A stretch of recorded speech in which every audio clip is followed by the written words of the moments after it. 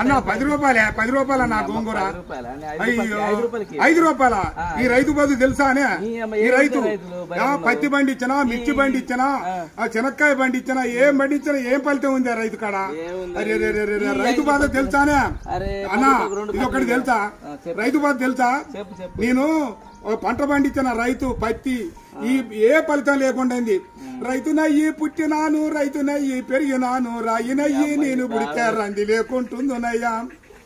పత్తి పంట నేను ఎత్తే మిత్తి కన్నా ఎల్లలే ఏం బతుకు ఏం బతుకు ఈ రైతు బతుకు చూడరా ఏం బతుకు ఏం బతుకు అరే మిర్చి పంట నేను ఎత్తే ఖర్చులన్నా బూడలే ఏం బతుకు ఏం బతుకు ఈ రైతు బతుకు ఈ బతుకు నేను బతుకాను